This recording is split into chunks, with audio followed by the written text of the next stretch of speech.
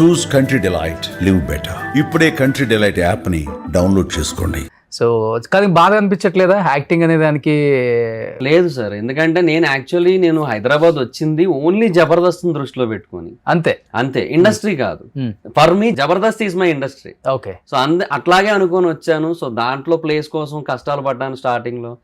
తర్వాత దాంట్లో ఒక మంచి పొజిషన్ కి వెళ్ళాను, టీమ్ లీడర్ కూడా అయ్యాను, ఒక 18 స్కిట్లు చేశాను టీమ్ లీడర్ గా. ఆ తర్వాత జరిగిన కొన్ని బ్యాడ్ సిచ్యువేషన్స్ వల్ల బయటకు వచ్చాను. సో ఇంకా నా డ్రీమ్ ఫుల్ఫిల్ అయిపోయిన ఫీల్ ఉంటది ఒక సైడ్. సో ఇంకా అంతే, పెద్ద ఏం ఫీలింగ్. ఇంత చిన్న ఏజ్ కి డ్రీమ్ ఫుల్ఫిల్ అయిపోయింది అనుకున్నా? ఒక డ్రీమ్ అంతేనా? మల్టిపుల్ డ్రీమ్స్ ఉంటాయి కదా, అందులో ఒక డ్రీమ్. ఓకే. సో యాక్చువల్ గా చెప్పాలంటే ఆర్పీది నీ కాంబినేషన్ చాలా బాగుంటుంది. అవునవును, మా ఇద్దరు 120 స్కిట్స్ చేసాం సార్. ఐ థింక్ ఆర్పీ అన్న మహేష్ అన్నతో గానీ బాబీతో గానీ కూడా అన్ని స్కిట్స్ చేయలే, మేమే ఎక్కువ ట్రావెల్ అయ్యాం. ఓకే. సో అటు సైడ్ ఏమో అభిది మన ఆదిది ఎంత బాగుంటుంది ఆ కాంబినేషన్. తర్వాత అంటే వాళ్ళ రేంజ్ ఈక్వల్ బాగా మీరు అది మెయింటైన్ చేశారు. మీ ఇద్దరు కాంబినేషన్ చెప్పాలంటే ఆర్పీ కూడా మంచి ఆర్టిస్ట్, చాలా మంచి ఆర్టిస్ట్ సార్. ఆర్పీ అన్న స్టాండప్ చేస్తారు సార్ ఈ సెట్స్ లో. అసలు లిటరల్లీ ఒక పావుగంట నవ్వుతాం అసలు ఒక 2-3 డైలాగులకి, అలా ఉంటది అక్కడ. ఓకే. కానీ ఆర్పీ వెళ్ళిపోయిన తర్వాత నువ్వు వెళ్ళిపోయావు కదా? ఆర్పీ అన్న వెళ్ళిపోయాక నాకు టీమ్ లీడర్ గా ఛాన్స్ వచ్చింది, ఆయన ప్లేసే నాకు దొరికింది. నాకు నాకు టీమ్ లీడర్ అయ్యాను. తర్వాత మళ్ళీ లాక్డౌన్ పడింది, 18 స్కిట్లు చేశాక మేము టీమ్ లీడర్స్ గా, నేను జీవన్ అన్న. లాక్డౌన్ తర్వాత మా టీం తీస్తారు. తర్వాత ఆర్టిస్ట్ గా మళ్ళీ చేశాను, కంటిన్యూ చేశాను. బట్ అక్కడ కొన్ని సిచ్యువేషన్స్ జరగడం వల్ల, కొన్ని బ్యాడ్ ఎక్స్పీరియన్సెస్ వల్ల బయటకు వచ్చాను. బ్యాడ్ అంటే మరీ బ్యాడా? అంటే పర్సనల్లీ బ్యాడ్, అంటే నాకు బాధ కలిగించేది. అది మళ్ళీ అందరికీ అది బ్యాడ్ అనిపించవచ్చు, అనిపించకపోవచ్చు. ప్రాక్టికల్ గా ఆలోచిస్తే మేబీ ఇందులో ఏముందలే అనిపించవచ్చు. బట్ ఏంటంటే ఒకటే మెయిన్ సిచ్యువేషన్, మా టీమ్ లీడర్ గా తీశారు, చంటాన టీంలో వేసారు నన్ను, ఆర్టిస్ట్ గా కంటిన్యూ చేస్తున్నా. సో అంతవరకు చేసిన దానికి కూడా ఎక్కడో వాల్యూ ఏమి ఇవ్వలేదు అనిపిస్తుంది. ఎందుకంటే కొన్ని స్కిట్స్ లో జస్ట్ జైలు కొట్టే క్యారెక్టర్లు ఉంటాయి కొన్ని, అవి ఎవరికి ఇస్తారు అనేది అక్కడ జబర్దస్త్ లో వాళ్ళకి తెలుసు యాక్చువల్లీ. సో అలాంటి క్యారెక్టర్స్ ఇచ్చారు ఆయన నాకు. అవునా? సో నాకు కొంచెం బాధ వేసింది, అంటే అట్లీస్ట్ ఇవ్వకపోయినా పర్లేదు, ఇదెందుకు అన్నట్టుగా నేను చెప్పలేను, నేను చెప్పకూడదు, చెప్తే అరగెన్స్ అనుకుంటారు. సో అందుకని ఇంకా సరే అన్న, డైరెక్షన్ డిపార్ట్మెంట్ తో మాట్లాడి టీం మారుతా అన్న, మీరేమైనా టీం ఉంటే చెప్పండి అంటే రమేష్ అన్న టీంలో వేశారు, దాబోద్ రమేష్ అన్న టీం. ఎందుకు అదే టైంకి మళ్ళీ శాంతి కుమార్ గారు, శశి, జీవన్ కలిపి ఒక టీం వేశారు, మళ్ళీ ముగ్గురిని కలిపి. సో అటు శాంతి కుమార్ గారు అక్కడ నుంచి బయటకు వెళ్ళారు కాబట్టి నాకు ఆ ప్లేస్ దొరికింది, సరే అని వేసారు నన్ను అక్కడ. ఒక షెడ్యూల్ చేశారు, 2 స్కిట్లు చేసాను, అయిపోయింది. నెక్స్ట్ షెడ్యూల్ కి ప్రాక్టీస్కి వెళ్ళారు. వెళ్తే రమేష్ అన్న, మహేదర్ నేను తీసాను నీకు తెలీదా అన్నారు. అక్కడికి వెళ్ళిపోయి నేను కూర్చున్నా ప్రాక్టీస్ కోసం.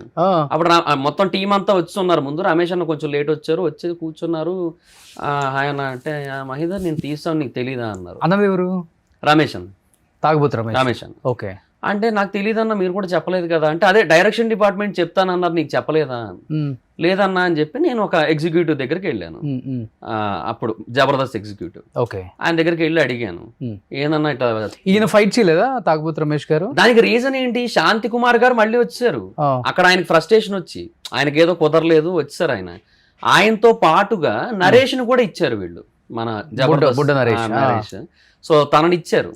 సో నరేష్ ఏంటంటే ఒకటి punch based artist, 2 drama based artist కూడా.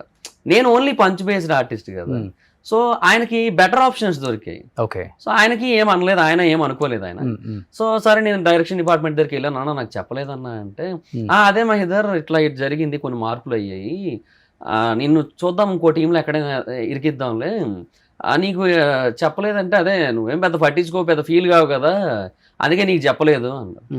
అండ్ నేను అన్నాను, అది కాదన్నా, నేను డైరెక్ట్గా వచ్చేసి అక్కడ కూర్చున్నాను, నేను ప్రాక్టీస్ నా టీం అనుకోని, నేను అక్కడికి వెళ్ళిన తర్వాత నిన్ను తీసేసావు నీకు తెలియదా అనేసి అంటే బాధ వేస్తుంది కదన్నా, నేను మనిషినే కదా, నాకు ఫీలింగ్స్ ఉంటాయి కదా, నేనెందుకు బాధపడను, ఇది కరెక్ట్ కాదని చెప్పి ఇంకా అంటే ఆ టైంలో అనిపించింది this is not my place అని. ఇంకా సో నువ్వు కూడా లైట్ తీసుకుందాం ఇంకా, అంటే ఆ మూమెంట్ లో అనిపించింది ఇంకా this is not my place అని. డైజెస్ట్ అవ్వలేకపోయావు? అది చాలా కష్టం అనిపించింది అన్న, ఎందుకంటే అంతమంది టీం మెంబర్స్ ముందు నిన్ను తీసేసావు నీకు తెలీదా అంటే, నాకు ముందు చెప్పేసి ఉండుంటే నేను ఆ షెడ్యూల్కి రాకపోతును కదా అన్న, చెప్పొచ్చు, ఒక మెసేజ్ పెట్టచ్చు, నేను ఎవరో ఒకరితో అప్పుడు ఆ తర్వాత షెడ్యూల్కి మాట్లాడుకొని అప్పుడు వాళ్ళ టీం దగ్గరికి వెళ్ళి ఉందును.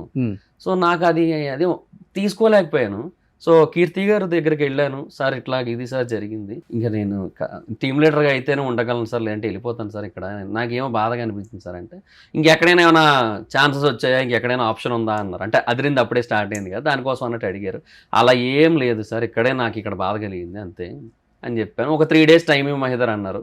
3 days తర్వాత ఇంకా లేదు అన్నారు.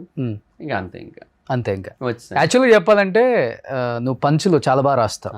అట్ ది సేమ్ టైమ్ మీ ఇద్దరు కాంబినేషన్ పేలటానికి కూడా వన్ ఆఫ్ ద రీజన్ నువ్వు రాసిన డైలాగ్సే. అంటే మా దాంట్లో అయితే రాజ్ కుమార్ అనే ఎక్కువ. అదే రాజ్ కుమార్ నువ్వు ఏదైతే ఒకప్పుడు ఆది మంచి డైలాగ్ రైటర్, ఆర్టిస్ట్ ఏం కాదు, మంచి డైలాగ్ రైటర్. తన పంచుల్ని తనే చెప్పడంతో అది బాగా ఫ్లో బాగా పేలింది.